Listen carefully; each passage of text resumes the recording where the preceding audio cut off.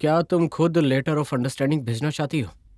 रुको, sign language, उसमें बात करो।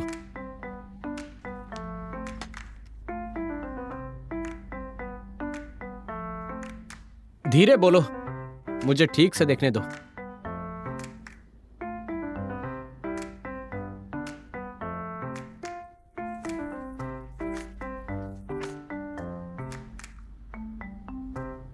तो तुम मेरे घर के काम, तुम मुझे लास्ट पार्ट फिर से दिखा सकती हो?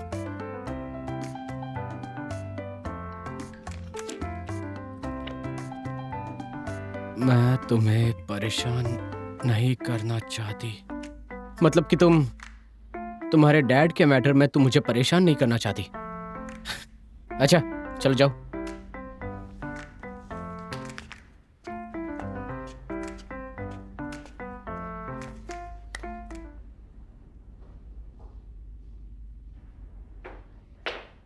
तुम्हारे लिए कुछ लेकर आऊं? ये अब तक गई क्यों नहीं? हमारा डाइवोर्स हो गया, उसके पास कोई घर नहीं है, इसीलिए यहाँ पे है। ये लो, ये रहा सर्टिफिकेट और पेपर जो तुमने मुझसे मांगे थे। अब उसकी बेल करवाओ। मैं चाहती हूँ कि जियांग वानली अब से शू परिवार में ना रहे। सिर्फ पेपर से बात नहीं बनेगी। शुनियान, मैं पिछले 10 सालों से यही हूँ। मैं इस घर के बिना नहीं रह पाऊंगी। मैं इस घर की मालकिन नहीं बन सकती, तो मुझे यहाँ रहने तो दो। मुझे यहाँ से निकाल दिया तो मैं कहाँ जाऊंगी? मेरी बात मान लो, मुझे यहाँ रहने दो। ये औरत फिर से एक्टिंग करके सिंपैथी गेन कर रही है। शून्यान, ऐसी जिद मत करो, हम पर कुछ तो रहम करो। रुको रुको, प्लीज अपनी बहन को छोड़ दो। तुम चाहे मेरे साथ कुछ भी कर लो, लेकिन मेरी बेटी को और दर्द मत दो। अगर तुम्हारी मॉम जिंदा होती तो तुम ऐसे नहीं करती ना। जियांग वानली, मेरी माँ का जिक्र मत करो। मैं उनका जिक्र क्यों नहीं कर सकती? मेरी माँ के मरने से तुम्हारा कोई लेना देना है?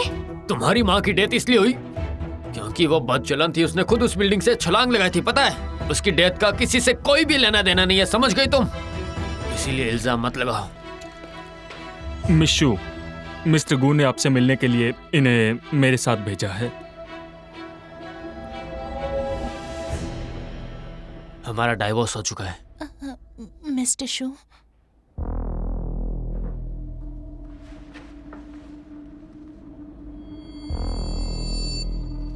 देखिए, आप घबराइए मत। आप यहाँ आई हैं क्योंकि आपने कुछ सोच समझकर फैसला किया होगा। बताइए, मॉम के डेथ के बाद क्या हुआ था? उस वक्त मैं यहाँ खुद मिसेस सू को सर्व करने आई थी। मिसेस सू को तब सीवियर डिप्रेशन था। वो हर दिन वक्त पर दवाई लेती थी। मैंने शुरू से उनकी काफी अच्छे से देखभाल की। वो मुझ पर बहुत भरोसा करती थी।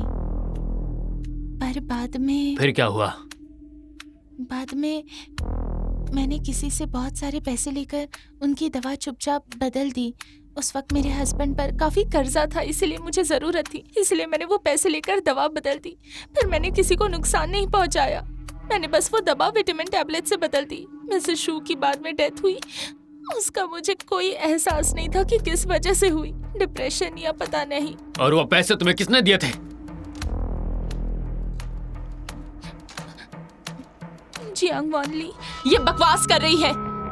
हनी, ये और शून्यान मिले हुए हैं। आपने जो अभी कहा, क्या वो सच है?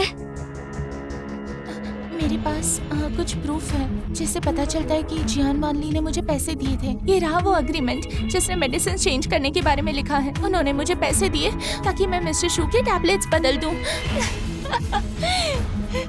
इस प्रूफ से तुम साबित नहीं कर सकती कि मैंने कुछ किया है। सिस्टर लाल, मैं आपको कई सालों से जानती हूँ। मैंने आपकी हेल्प की, आपको पैसे दिए क्योंकि इन्हें जरूरत थी। इनके घर में प्रॉब्लम्स हो रहे थे। मैंने मिसेस शू को दवाई बदलने के लिए पैसे नहीं दिए थे। हनी, तुम उठ गई।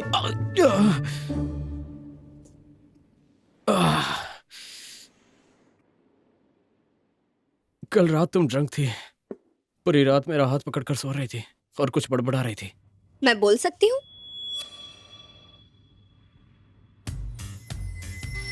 मैं बोल सकती हूँ? तुम बोल सकती हो। कल हमने रात भर बातें भी की। मैं सच में बोल सकती हूँ? हाँ, तुम बोल सकती हो। मैं बोल सकती हूँ। मैं बोल सकती हूँ।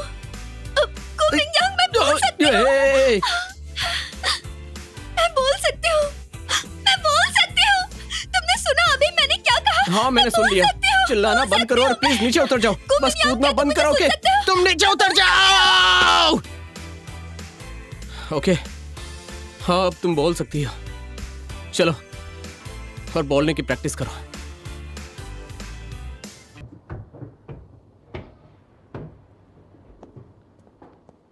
दादाजी हैप्पी बर्थडे। तुम्हें देखकर खुशी हुई। चलो एंजॉय करें। हैप्पी बर्थडे दादाजी, आप हजारों साल जियो। हाँ वो बात कैसे कर सकती है? क्या तुम बोल सकती हो? हमारे रिलेटिव्स के साथ बातें करो जाओ जब तक।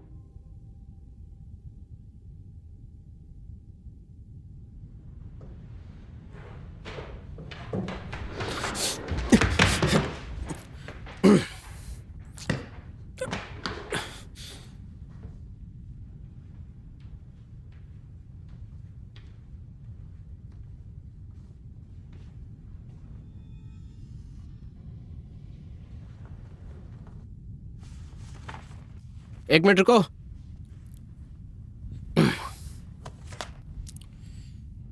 इस इंफॉर्मेशन को एक बार पढ़ लो।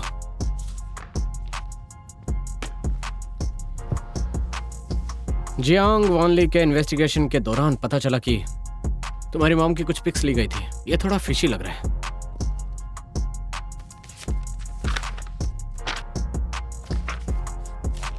गु होंग्यो? क्या ये फोटोज गु होंग्यो ने लिए थे? हाँ उसने तब चुपचाप हमारी भी फोटोज ली थी। तो क्या ये सब कुछ गु होंग्यो ने किया था? अगर गु होंग्यो ये खुद एडमिट करता है तभी मैं मॉम को इनोसेंट प्रूफ कर पाऊंगी। पर अगर मैंने गु परिवार को छोड़ दिया तो मुझे ऐसा ब्रेक थ्रू नहीं मिलेगा।